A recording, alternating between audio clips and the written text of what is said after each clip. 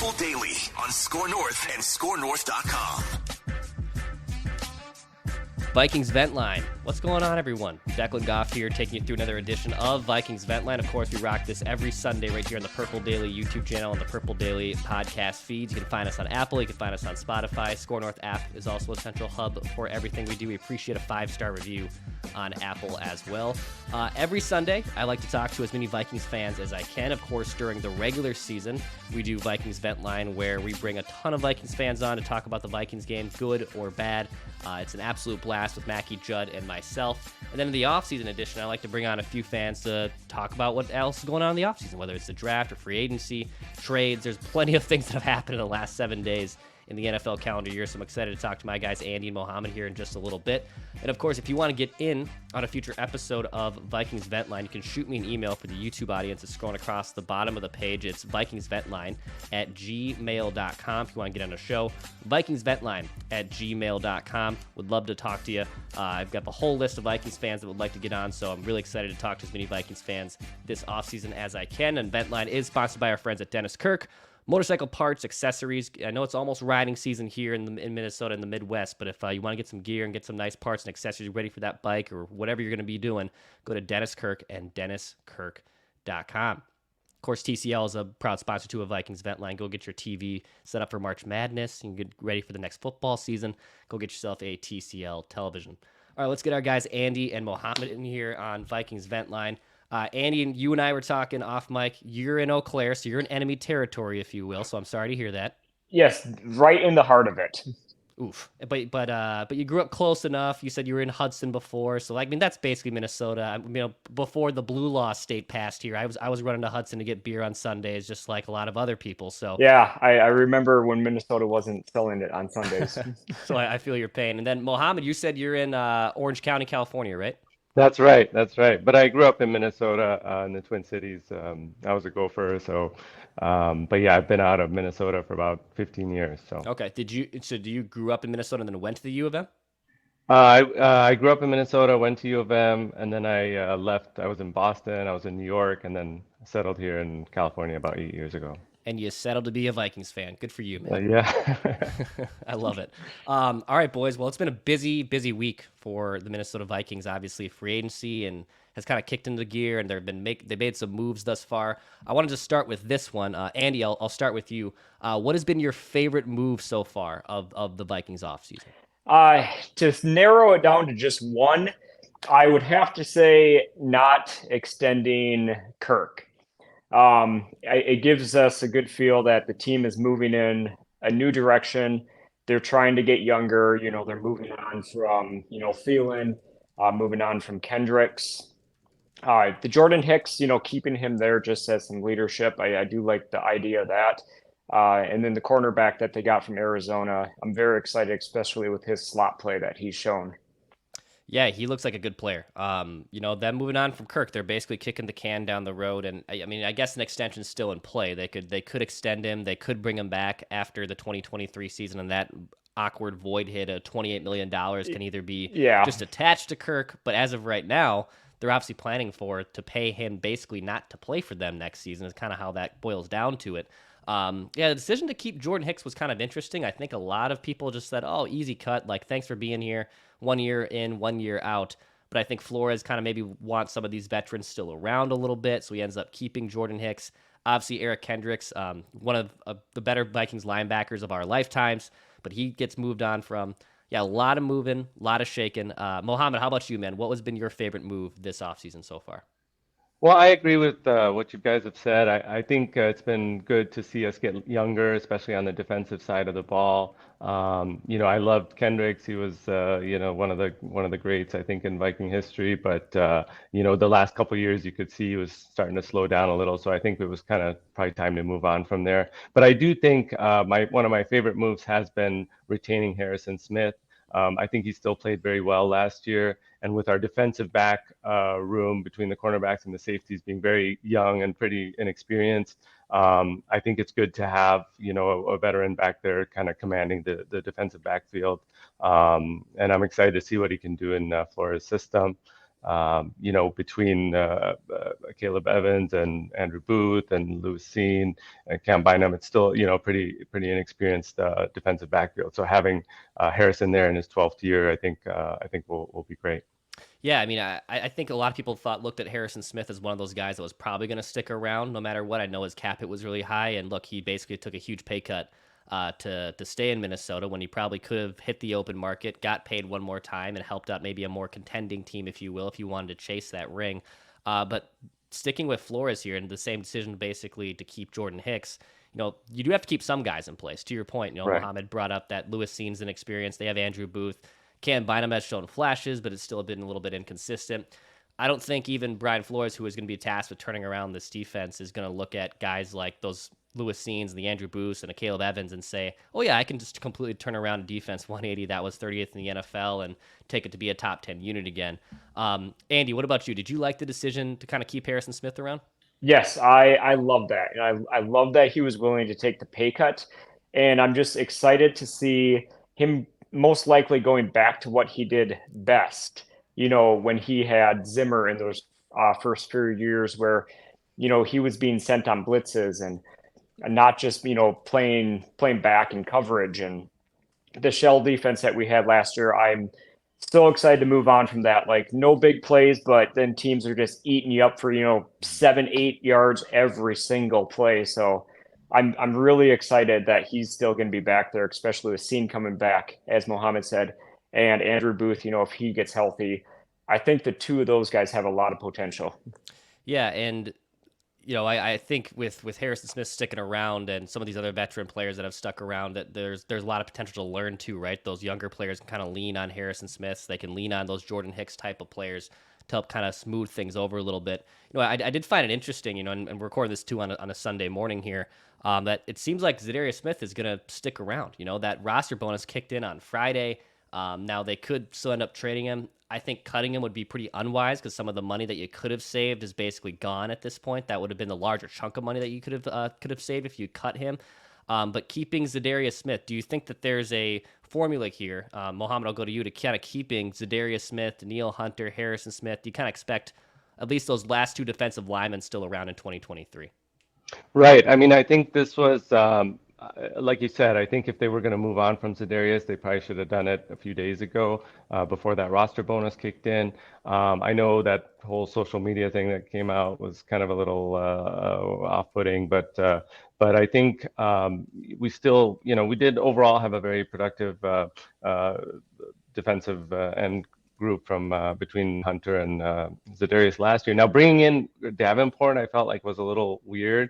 I'm not sure where he fits in if we retain those two. They're still paying him, I think, well, it's a one-year deal, but around 13 million, I believe. He had a half a sack last year, which is a little off, I think, in terms of what we're trying to do here. But I do like Za'Darius. I mean, obviously, we saw the first half of the season last year. He was great. Obviously, trailed off a lot the second half of the season. But I think, I'm okay with keeping him around because he's still a pretty, prominent edge rusher when he's healthy, for sure. Yeah, and if they can still rush the passer, I mean, that's kind of the one thing I think they're banking on in Flores. Andy brought up, rushing with the safety, and Flores did that a ton in Miami. And if Harrison Smith is maybe not the player in coverage he used to be, can use him basically as a heat-seeking missile, if you will, to get after the quarterback. Wouldn't shock me at all either if they can kind of fix some of that. Going over on the other side of the coin, obviously, with the offseason. So far, they've made a lot of moves. They've even brought some players back. I'm curious if you guys have seen an offseason move the Vikings have made that you are not a fan of so far. Andy, I'll start with you. Nothing much for individual players. The long snapper signing was a bit of a head scratcher, but other than that, bringing back Madison, I wasn't huge on it with what they're paying him, and I'm not sure what the Vikings' plan is at the running back position. I was excited to see Ty Chandler, and we still might see him. We have no idea, and they still might be able to trade Delvin. I would say the Madison signing, because I believe it was it 7 or 8 million that they signed him on? Yeah, I think it was like a 2-year contract for $8 million. So I mean, it's it's not a lot of money, I think. Like it's only like 4 or 5 million, but it is kind of perplexing, right? That they're going to pay Dalvin Cook what they're paying, and then you also Hmm. bring back Alexander Madison. It is a little confusing on that part. And I don't know if they're still going to trade Dalvin. Like could they move on from Dalvin Cook? And I know they've heard some trade rumors, and he's been kicked around a little bit in the last week. But I personally probably just would have drafted another running back, right? Like I think that would have been out of the question. And whether it's even in house with Ty Chandler or Wongwu, I think that could have been completely in play. But Mohammed, how about you? Is there an offseason move that you haven't liked thus far? Yeah, I mean, piggybacking off that, I think the running back situation is still a little cloudy for us. Uh, Um, you know, bringing back Madison, I think was okay, but to pay him kind of close to RB1 money is it's a little perplexing, especially with the Dalvin situation. I mean, you think it sounds like they probably can't get the trade equity they were hoping for Dalvin. I don't think I wouldn't probably want to take less than a day two pick for him if we were going to trade him. He's still pretty productive. I mean, he still had almost 1,500 yards from scrimmage last year. I think it was overshadowed a lot by Justin Jefferson's production and the fact that it was a very pass-heavy offense last year. But he had almost 1,200 rushing yards. He had almost 300 receiving yards, and he made some really crucial plays throughout the season. I mean, if you think about that long run, that long touchdown run against Miami, that really solidified the Yep. lead. And then he had that crucial catch in the Commanders game at the end when he tied us up. And then, of course, the long, I think it was 80-some-yard run on the Bills game that really kind of brought us back into that game. Because until that point, we were kind of on the outs a little bit there. And then, of course, that long catch and run for the Colts game when he kind of tied it up at the Colts game. So to kind of plug and play a different guy and just assume you're going to get those kind of huge dynamic plays and that much production, it's a little maybe naive to think that you can just plug in one of these guys, because Madison's been a great back for us. I don't think I'd say he's a good back, not a great back. So Right.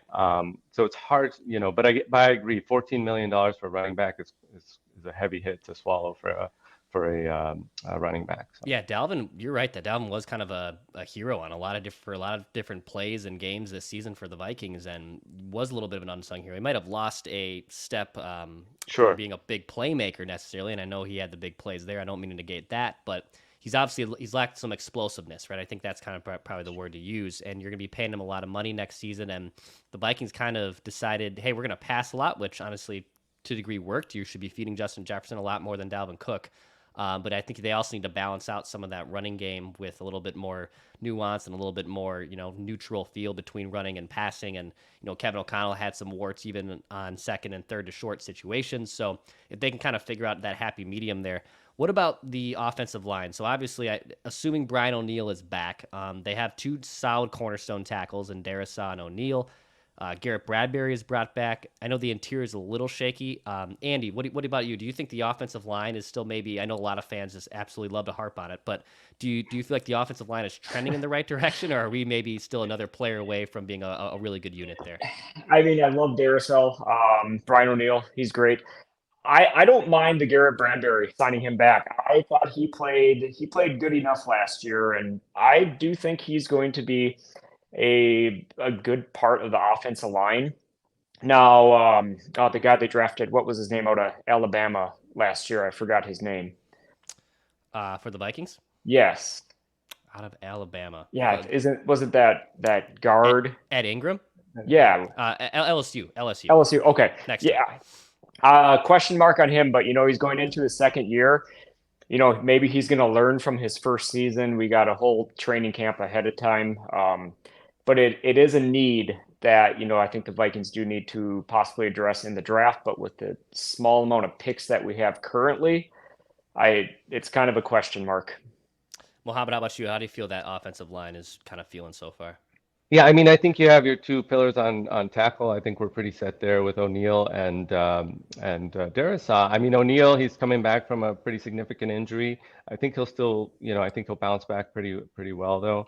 I think the Bradbury signing was good also because we have plenty of positions of need so far. And so I think just to kind of solidify that one on a very team-friendly contract, I think will be good. I agree. Cleveland, I think he's been serviceable. Ed Ingram had a pretty lousy first year, but I think he did play pretty consistently. I mean, I think he started all the games, so hopefully he can bounce back a little bit this going into his second season. So. Yeah, you'd like to see him take a next step, right? I mean, even if he was a kind of a train wreck last year, I don't think you should be bailing on him. He was a second-round pick for you, Ed Ingram, that is, and he's probably gonna get every chance to still be a starting right guard. But I mean, if you perform so poorly like he did his rookie season, it's kind of boom or bust for him to figure out if he's going to be a legit NFL starter. Andy, you hinted at the draft, and obviously the Vikings have a limited amount of draft picks. They're on the clock, obviously, at pick 23. They don't have a second-round pick. What would you like to see the Vikings accomplish at the draft this year? I think wide receiver is going to be the main thing they need, because Jefferson is, he's a top receiver in the NFL.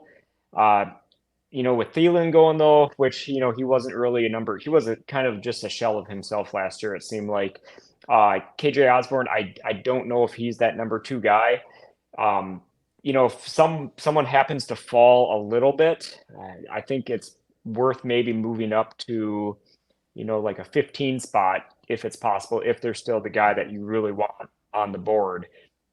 Because, with JJ's contract coming up, he's going to be getting paid a lot of money. And just to have that other guy, for those 3-4 years on that rookie scale contract, potentially with the next guy in line at quarterback, that's what excites me the most. And if they hit on the wide receiver, it's not a first round, Treadwell from 2015, whatever it was. They could be in for some big dynamic plays, I think. Absolutely. Mohammed, how about you, man? What do you want to see them accomplish at the draft this year? Yeah, I know a lot of the mocks have had us going cornerback, but I think that was before the Byron Murphy signing, so maybe that's not as critical of a need anymore. Although we're still thin at that position, but I think what I would like to see, echoing Andrews, is shoring up the wide receiver core, especially with the departure of Adam Thielen.